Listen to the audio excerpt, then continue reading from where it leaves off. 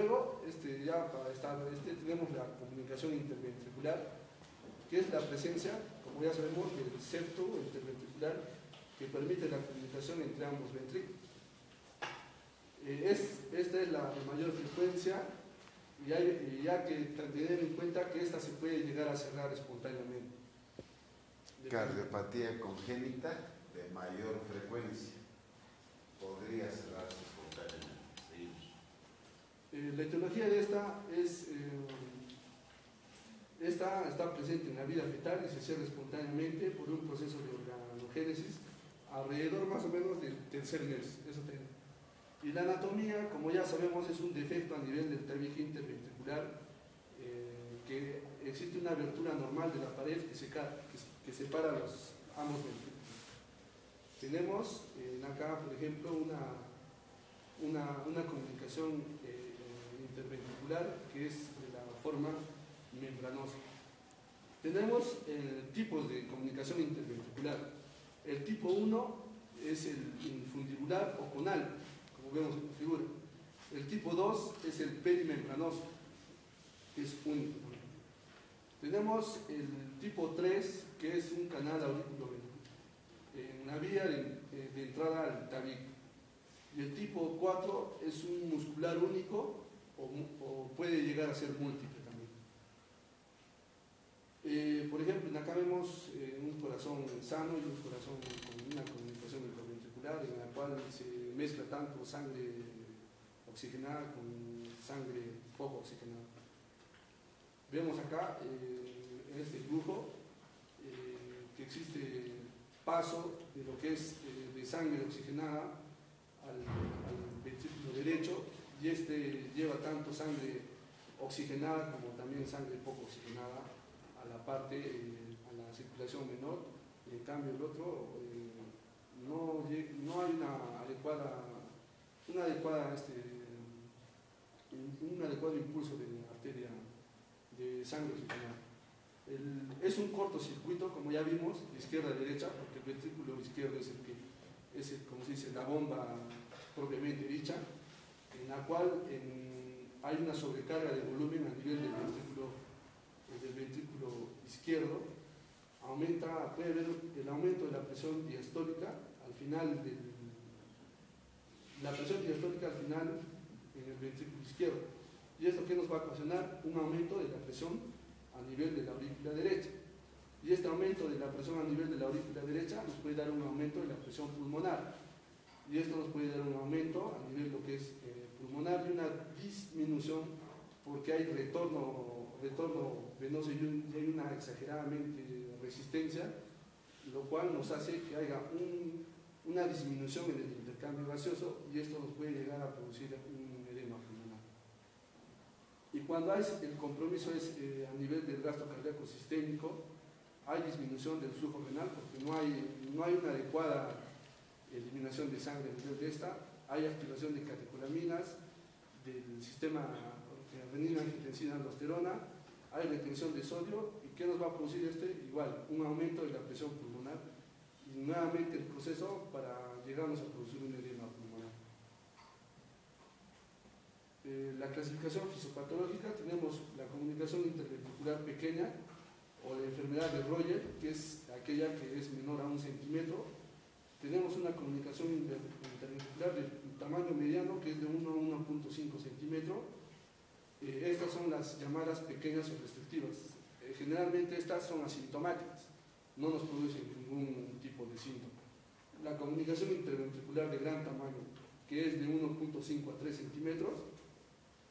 Y la comunicación interventricular tipo Eisenmenger, que también es una de las patologías que hay que tener cuidado, porque hay un aumento a nivel pulmonar.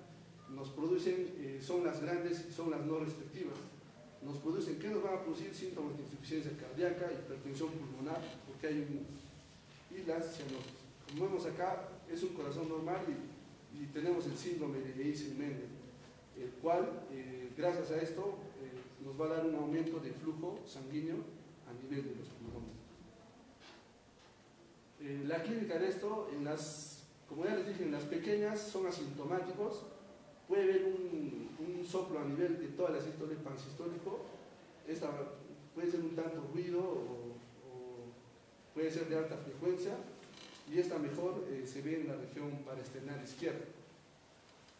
Y cuando las comunicaciones interventriculares son grandes, tenemos, como ya les dije, signos de insuficiencia cardíaca, enfermedades pulmonares repetidas, porque hay restricción en neumonías, porque hay restricción y el retraso del crecimiento.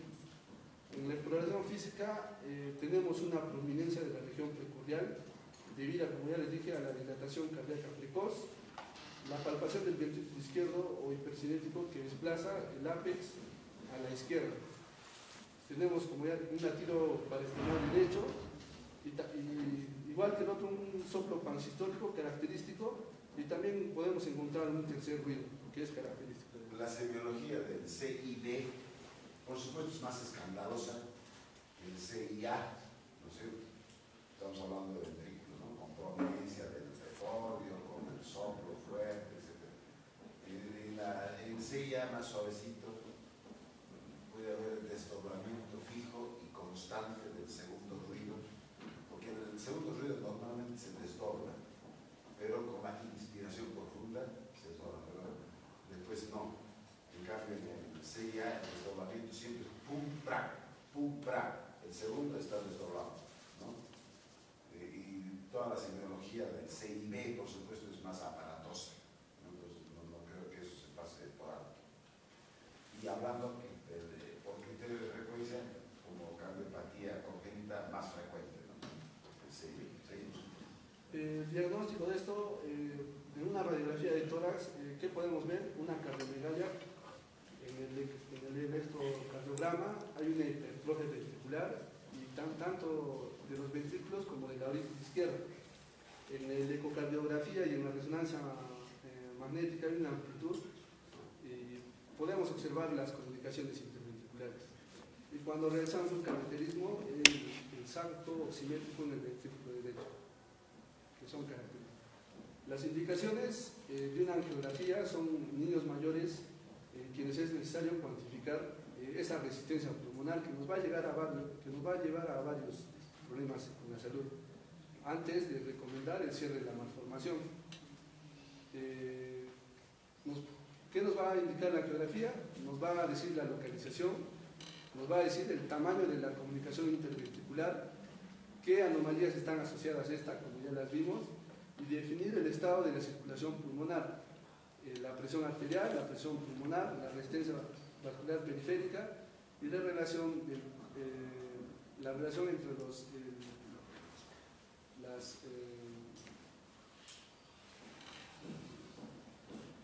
la parte la representación bueno, pero ¿saben qué?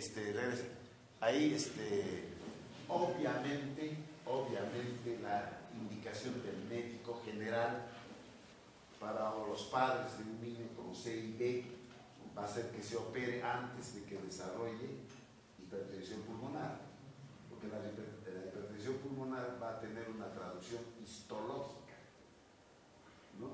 Y por tanto irreversible, y por tanto incurable. Entonces tendrá que operar antes para que se cure y tenga su expectativa de vida, pues ya tiene representación histológica, ya está fuera de tiempo. Se opere o no se opere, igual va a ir mal, ya tiene hipertensión pulmonar, ya está arruinado. Eso es lo que hay que evitar, ese es el consejo médico, ¿no? Tiene que ser naturalmente antes de eso, ¿no? Ni hablar. Tenemos acá, como ya les dije, la angiografía, que nos va a indicar el tamaño, por ejemplo, la localización, si está asociado con otras patologías que puede haber a nivel de. Acá vemos un problema a nivel del ventrículo, la comunicación interventricular, a nivel de la angiografía. Y el tratamiento dependerá de este grado de comunicación que existe a nivel de los ventrículos. Dependerá de la repercusión clínica, de cómo esté el paciente, y una circulación pulmonar, una resistencia vascular periférica. Hay numerosas guías en las cuales, por ejemplo, nos indican con la edad con la ecocardiografía, el cateterismo y la cirugía. Por ejemplo, a nivel de los 6 meses, con la ecocardiografía podemos ver una comunicación interimembranosa, también anomalías asociadas a esto. Y la cirugía nos va a dar una insuficiencia cardíaca no controlada. Tenemos que ver eso. Entonces, se hace de acuerdo a la edad el tratamiento de esta comunicación interventricular. Y el tratamiento médico que se puede dar esto, como ya les dije, es un tratamiento médico quirúrgico, se da a nivel de lo que son una profilaxis de endocarditis infecciosa, a nivel de, como ya les dije, como hay un estancamiento de neumonías, hay que tratar cuando hay arritmias, y los fármacos que se utilizan para esto son la penicilina, la amoxicilina, las cefalopurinas de tercera generación y la levofloxacina. Es el tratamiento. Las indicaciones quirúrgicas, como ya les dije, cuando hay un shunt izquierdo o en ausencia de resistencias vasculares pulmonares elevadas. Y cuando es sintomático, puede haber una insuficiencia cardíaca o un retraso de crecimiento que no responde a esos tratamientos médicos. Y está contraindicada la cirugía en el síndrome de Eisenmenger. Claro, cuando ya la presión pulmonar es tan alta que se invierte el sentido del flujo. En lugar de ir de izquierda a derecha, va de derecha a izquierda, eso ya está mal. No se opere, lo que se opere está mal. Es una contraindicación. Contraindicación. Por ejemplo, acá, como ya les dije, dentro del tratamiento ya quirúrgico, ¿qué se hace actualmente? Se hace el cierre del defecto con este parche de Gracón. Como vemos en estas figuras, se está haciéndose el tratamiento quirúrgico. Por ejemplo, vemos acá, se va a utilizar el parche de Gracón.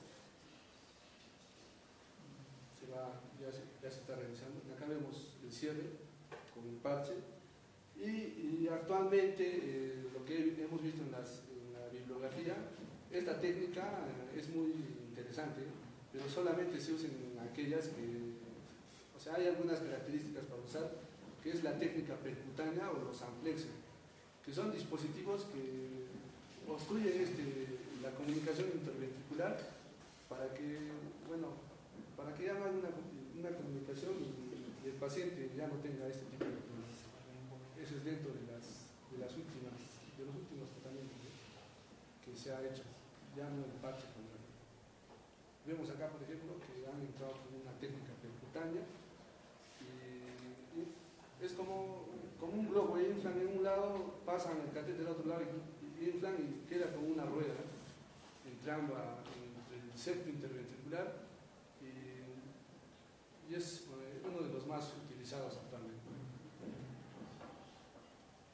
La evolución a nivel post-tratamiento, la mortalidad si ha tenido es el 0% y el riesgo de las lesiones persistentes en lactantes con comunicaciones interventriculares grandes.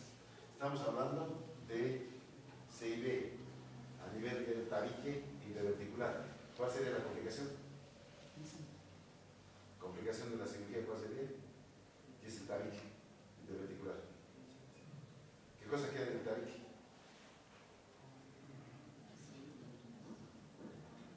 El haz de Purkinje.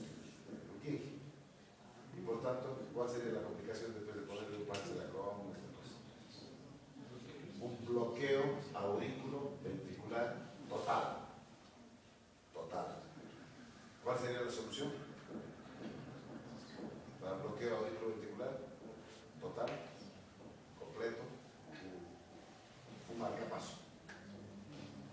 Por eso ya no está usado la otra. Ya no se usa eso porque ahora se está desarrollando las técnicas percutáneas y nos evitamos un montón de problemas. Sí. ¿Cómo se llama? Y la profilaxis de control en estos tenemos que hacer contra endocarditis infecciosa y si hay arritmias, también. Y como nos dijo, podemos llegar a producir una fibrilación auricular.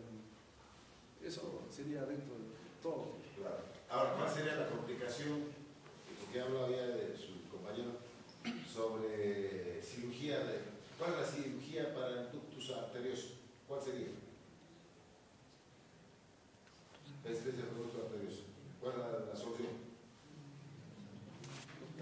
vean los valores, etcétera. ¿Cuál sería? Seccionar el conductor. Digamos que solamente es eso el defecto. ¿Y cuál sería la complicación?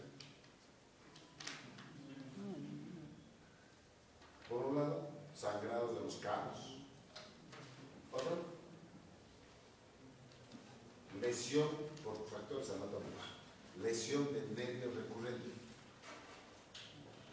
Es otra complicación de la cirugía de persistencia del conducto arterioso. Muy bien. Entonces seguimos con el siguiente seminario. Vamos.